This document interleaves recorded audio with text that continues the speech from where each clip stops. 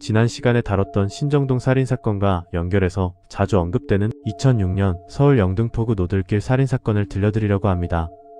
토끼굴로 사라진 여인이라고 불리는 사건은 이미 10년이 훌쩍 넘었지만 아직도 범인은 잡히지 않은 진짜 미제 중의 미제 사건이죠. 자, 그날로 돌아가 보겠습니다. 2006년 7월 4일 새벽 2시 10분쯤 서울 영등포구 성산대교 남단 노들길 옆 배수로 새벽 운행 중이던 한 택시기사가 급하게 소변을 보려고 갓길에 차를 세웁니다. 평소처럼 그냥 도랑 쪽으로 걸어 내려갔는데요. 불빛이 거의 들어오지 않는 어두운 배수로 안 희끄무레한 살색 같은 게 눈에 들어옵니다. 저기 뭐가 있나? 처음엔 마네킹인가 싶었겠죠. 그런데 가까이 다가가 보니 그건 한 젊은 여성의 시신이었습니다. 완전히 알몸인 채 마치 누군가 포즈를 잡아놓은 것처럼 누워 있었습니다. 양손은 가슴 쪽으로 모으고 다리는 벌어진 자세로 배수로에 누워 있었습니다. 그게 23살 취업준비생이었던 진영씨의 마지막 모습이었어요. 이 사건이 무서운 건요, 단순히 누가 죽였다 해서 끝나지가 않기 때문입니다. 도대체 그녀에게 무슨 일이 있었는지, 그 공백의 시간이 너무 길고 너무 기이해요. 그 이야기를 이제 들려드릴게요. 2006년 7월 2일 오랜만에 반가운 연락이 하나 와요. 고등학교 동창인 고향 친구가 서울로 올라온다는 거예요. 진영씨는 전라북도 출신으로 대학교를 졸업하고 서울로 올라와 4개월째 취업 준비 중이었습니다. 관악구에서 동생과 함께 원룸에 살면서 넉넉하지 않은 집안 형편에 하루라도 빨리 부모님께 도움이 되고 싶어서 휴대전화까지 스스로 정지시켜가며 공부할 정도로 주변 사람들 말로는 정말 착하고 성실한 딸이었죠. 외박? 거의 아니 전혀 안 하던 스타일이었고요. 자, 이제 사건 이틀 전으로 가볼게요. 두 사람은 홍대에서 만납니다. 그날은 그녀의 생일이기도 했어요.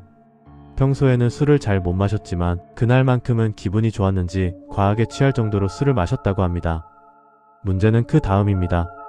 7월 3일 새벽 1시쯤 두 사람은 택시를 타고 한강에 가고 싶다며 당산역 쪽으로 향합니다.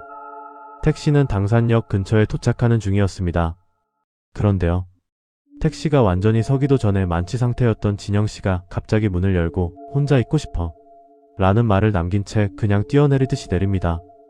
친구가 말릴 틈도 없이 그녀는 혼자 횡단보도를 가로질러 한강 쪽 토끼굴 방향의 어두운 골목으로 뛰어 들어갑니다. 그 골목은 낮에는 사람도 다니고 나름 번화하지만 새벽에는 텅 비고 어두운 사건 사고도 자주 일어나던 곳이었다고 해요. 친구는 택시비를 계산하고 급하게 뒤를 쫓지만 토끼굴 안까지 다 뒤져봐도 이미 그녀의 모습은 보이지 않았습니다. 그게 살아있는 진영씨를 본 마지막 장면이었죠. 날이 밝았습니다. 하지만 집에 돌아오지 않는 딸, 연락도 안 되는 딸, 평소 외박을 전혀 하지 않던 진영씨가 아침이 지나도 오후가 되어도 돌아오지 않자 부모님은 불길함을 느낍니다. 결국 실종 신고가 접수됩니다. 이상한 건 그 다음부터입니다. 실종 신고 후 경찰이 당산역 주변을 수색하다가 토끼굴로 가는 길목 동네 노인회관 앞 기념비 주변에서 진영씨의 물건들을 발견합니다. 티셔츠, 속옷, 구두, 지갑, 선글라스, 가방. 그녀가 갖고 있었던 거의 모든 소지품이 비석 앞에 마치 누가 정리해둔 것처럼 가지런히 놓여 있었어요. 특이한 점은 현금은 그대로 있다는 것이에요. 훔쳐간 건 딱 하나, 정지되어 있던 휴대전화만 사라졌습니다. 그리고 주변 풀은 누가 기대어 있었다는 듯이 눌려 있었죠. 수사팀과 전문가들은 당시 방송에서 이런 추정을 내놓습니다. 만취한 상태였던 진영씨가 스스로 옷을 벗고 비석 뒤에 기대어 쉬고 있었을 가능성도 있다고 합니다. 실제로 과거에도 진영씨가 술에 많이 취해 집에 돌아왔을 때 옷을 모두 벗고 있었던 적이 있다는 지인 증언도 있었고요. 그리고 동네 주민 중 한 명은 비석 옆에 기대어 앉아 자는 듯 보이는 젊은 여자를 봤다고 진술하기도 했죠. 정리해보면 진영씨는 술에 취해 비석 옆에서 쉬고 있었고 그곳에서 옷과 소지품을 모두 두고 홀딱 벗은 채로 있었던 거죠. 그 상태로 어디론가 끌려갔을 가능성이 높아 보였어요. 그날 새벽 이 주변에서 이상한 장면을 봤다는 사람들은 꽤 많았습니다. 7월 3일 새벽 4시경 당산역 4번 출구 쪽에서 청소를 하던 환경미화원은 이상한 장면을 하나 봤다고 합니다. 윗도리를 벗고 가슴을 팔로 가린 채 달려가는 젊은 여자를 봤다. 하지만 최면 수사 결과 그 여성이 청바지를 입고 있었다는 진술이 나옵니다. 실종 당시 진영씨가 입고 있던 바지는 빨간색 바지. 그래서 이 목격담은 진영씨일 수도 있고 전혀 다른 사람일 수도 있다고 여겨졌습니다. 그 다음 당산역 인근 빌라에 살던 여학생의 증언입니다. 그녀는 새벽에 창밖에서 시끄러운 소리가 들려내다 보니 두 명의 남성이 한 여자를 붙잡고 실랑이를 벌이고 있었다. 그리고 그 옆에는 인천 번호판에 보라색 튜닝된 액센트 차량이 서 있었다고 말합니다. 이 여학생에게 법 최면을 걸어 기억을 더듬어 보니 차량 아래쪽에서 불빛이 번쩍이는 마치 스포츠카처럼 튜닝된 승용차였던 것으로 떠올립니다. 번호판 숫자 중엔 2와 8이 있었던 것 같다고도 했죠. 당시 경찰은 그 진술 하나만 믿고 수천 대의 유로 액센트 차량 소유주를 추려 DNA를 일일이 대조해봤지만 범인의 DNA와 일치하는 사람은 없었습니다. 그리고 결정적인 또 하나의 목격담이 나왔어요. 시신이 발견되기 약 2시간 전인 7월 4일 새벽 12시 30분쯤 사건 현장 근처 노들길을 지나던 견인차 기사가 이상한 장면을 목격합니다. 어두운색 아반떼 XD 차량 한 대가 도랑 근처에 주차되어 있었고 한 남자는 하수구 옆에 서성이고 있었고 다른 한 사람은 선팅된 차 안 운전석에 앉아 있었다는 거죠. 차가 고장났는지 살펴보려고 서행하며 지나가는데 하수구 옆에 있던 남자가 이렇게 말합니다. 경찰차? 아냐, 견인차야. 마치 우리 들켰나? 하고 긴장했다가 아, 괜찮구나 하고 안도하는 듯한 말투였다고 합니다. 당시에는 별일 아니라고 생각하고 넘겼다고 해요. 나중에 알고 보니 바로 그 지점에서 불과 2시간 뒤 진영씨의 시신이 발견됩니다. 견인차 기사 역시 법 최면을 통해 추가 기억을 떠올립니다. 번호판 뒷자리는 8이나 9가 들어있었던 것 같고 그 남자들 중 한 명의 옷에는 아이 눕혀진 형태의 로고가 붙어 있었다는 것. 경찰은 이 진술을 토대로 해당 지역, 해당 번호 패턴을 가진 차량들을 뒤지고 남성 소유주들을 추려 DNA를 채취했지만 또다시 아무도 일치하지 않았습니다. 하지만 이 목격담들은 옷 색깔이나 바지 색 등 세부 인상착의가 서로 달라서 정말로 진영씨였는지 아니면 그냥 비슷한 다른 사람이었는지는 지금까지도 확실히 알 수 없습니다. 전문가들은 말하죠. 이야기 중 내용이나 상황은 기억해도 옷 색깔 같은 디테일은 시간이 지나면 쉽게 뒤섞인다고요. 그래서 이들 중에는 실제로 진영씨를 봤던 사람이 섞여 있을 가능성이 아직도 충분히 있다고 합니다. 이제부터는 조금 불편하게 느껴질 수 있는 내용이니까요. 들으실 분들만 이어서 들어주세요. 부검 결과 사인은 경부 압박질 식사. 끈으로 목을 졸라 숨을 못 쉬게 만든 겁니다. 목에는 2가지 흔적이 남아 있었습니다. 끈 같은 것으로 조른 자국 하나, 그리고 맨손으로 조른 듯한 자국 하나. 한 번에 죽이지 못해 여러 번 조르다 놓았다 했다는 추정이 나옵니다. 손목에는 테이프와 끈으로 세게 묶었다 풀어낸 듯한 자국이 있었고 오른쪽 손등에는 담뱃불로 지진 듯한 둥근 상처가 하나. 무엇보다 기괴한 건 온몸이 너무 깨끗했다는 점입니다. 한 여성이 완전히 벌거벗은 채 맨발로 뱃수로에 버려졌는데도 발바닥부터 몸 전체까지 유난히 깨끗했습니다. 경찰은 범인이 시신을 깨끗이 씻긴 뒤 일부러 그곳에 가져다 버린 것으로 추정합니다. 그리고 코와 중요 부위에는 두루마리 휴지가 꽉 막힌 채로 들어가 있었고 일부 채모는 날카로운 도구로 제거한 흔적이 있었습니다. 성폭행 흔적은 뚜렷하지 않았지만 항문 쪽에서 아주 소량의 정액 반응이 나왔고 귓불에서 남성의 것으로 추정되는 DNA가 검출됩니다. 다만 양이 너무 적어서 당시 기술로는 혈액형조차 특정하기가 어렵다고 했죠. 또 하나 섬뜩한 사실. 실종 당시 진영씨는 만취 상태였습니다. 그런데 시신에서는 혈중 알코올 농도가 0%, 위 속에는 음식물도 거의 남아있지 않았습니다. 법의학적으로 이게 의미하는 건 하나예요. 실종되고 나서도 꽤 오랜 시간 술이 다 깰 때까지, 소화가 다 끝날 때까지 그녀는 살아있었다. 사망 당시 체온과 시체 현상을 종합했을 때 그래서 전문가들은 이렇게 말합니다. 최소 12시간, 길게는 20시간 가까이 실종 이후에도 살아있었을 가능성이 크다. 라고요. 그러니까 새벽 1시쯤 당산역에서 사라진 그녀는 단순히 골목에서 즉시 살해된 게 아니라 어딘가로 끌려가 하루 가까운 시간을 누군가의 손 아래에서 견뎠다는 거죠. 정신은 맑은데 몸은 묶여있고 도망갈 수도 도움을 청할 수도 없는 상태. 그 시간 동안 그녀는 어떤 일을 당했을까요? 수사는 어떻게 흘렀을까요? 처음 경찰은 강도 살인을 의심했습니다. 하지만 유류품, 현금, 카드 아무것도 사라진 게 없었죠. 오직 휴대전화만 사라진 상태. 원한 관계? 서울 올라온 지 4개월도 안 되는 취준생에 연애를 하거나 특정 남자와 엮여있던 흔적도 거의 없었습니다. 결국 수사는 묻지마 범죄, 그리고 성적 가학 성향의 사이코패스 가능성 쪽으로 기울어갑니다. 시간은 흘러 사건이 발생하고 6년이 지나 모든 것이 잊혀져 가던 2012년 3월 9일 영등포 경찰서 강력팀으로 한 통의 전화가 걸려옵니다. 거기 노들길 살인사건 담당팀이죠. 그 사건 때문에 드릴 말씀이 있습니다. 남자의 목소리였습니다. 그는 경찰이 사건 직후 배포했던 두 남자의 몽타주를 언급하면서 이렇게 말합니다. 내가 그 사건 용의자 둘을 알고 있다.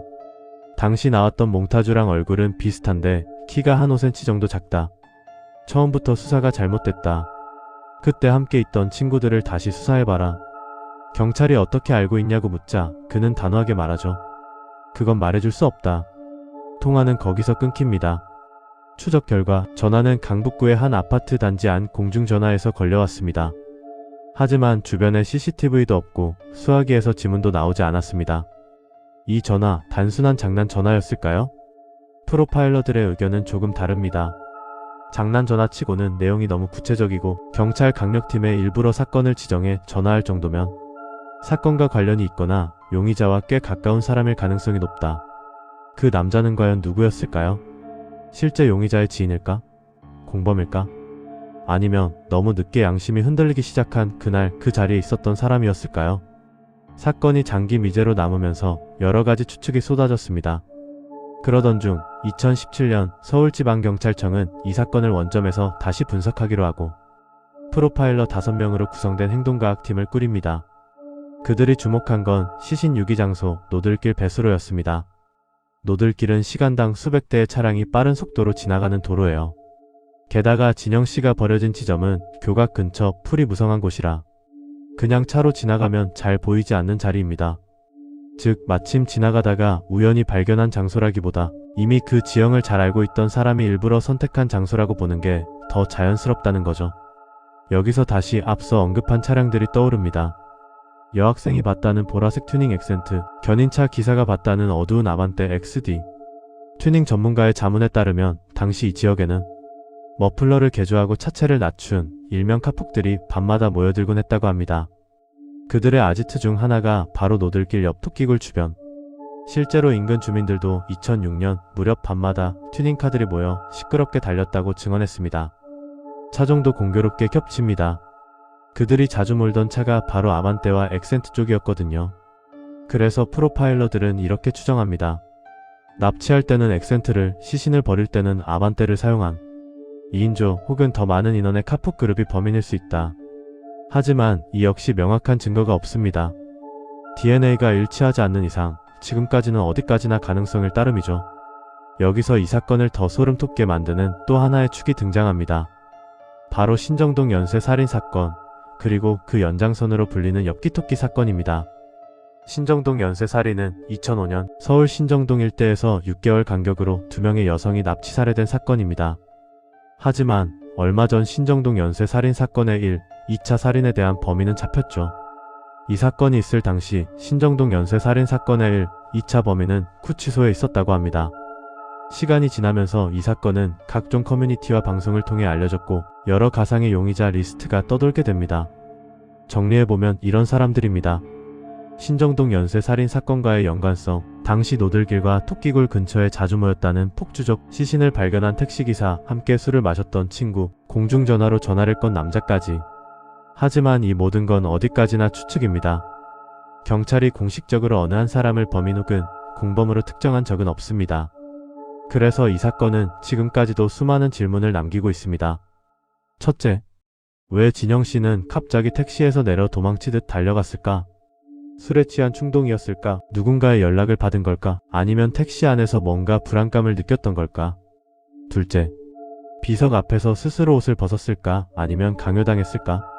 만취시 옷을 벗는 습관이 있었다는 증언, 유류품이 가지런히 놓여 있었다는 점, 그러나 그 직후 그녀가 어디론가 사라졌다는 점이 머릿속에서 잘 이어지지 않습니다. 셋째, 실종 후 최소 12시간에서 21시간 동안 그녀는 어디에 있었을까? 완전히 술이 깰 때까지, 음식물이 모두 소화될 때까지, 누군가와 함께 어디선가 살아있었던 그 시간. 그 시간 동안 무엇을 당했고 어떤 공포를 느꼈을지 감히 상상하기도 어렵습니다. 넷째, 왜 휴대전화만 사라졌을까? 현금은 그대로, 옷과 가방, 지갑도 그대로.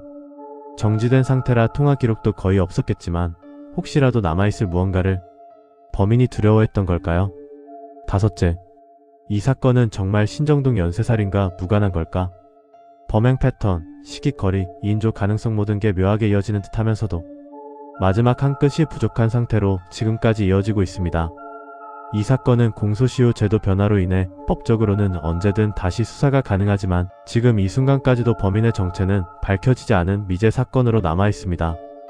친구와의 술자리, 택시에서 내리던 그 짧은 순간, 토끼굴로 이어지는 골목길, 그리고 노들길 뱃수로의 차가운 새벽 공기까지 모든 장면이 어딘가 끊어진 필름처럼 중간중간 비어있는 채로 우리 앞에 놓여 있습니다. 분명히 어딘가에는 그날의 진실을 알고 있는 사람이 있을 겁니다. 오늘 이 이야기를 들으시면서 혹시라도 당시 그 주변에 살았거나 지나갔거나 아주 사소한 기억이라도 떠오르시는 분이 있다면 그게 뭐가 되겠어 라는 생각은 한 번만 접어두시고 오지랖 한번 부려주시면 좋겠어요. 사건은 오래됐지만 당신의 기억은 아직 늦지 않았을 수 있으니까요. 그녀의 마지막 하루가 그리고 그 억울한 죽음이 절대로 잊히지 않았으면 좋겠습니다. 오늘 이야기는 2006년 영등포 노들길에서 벌어진 미제 살인 시신 유기 사건, 일명 노들길 살인 사건이었습니다. 여러분이라면 이 사건의 범인은 어떤 사람이라고 생각하시나요?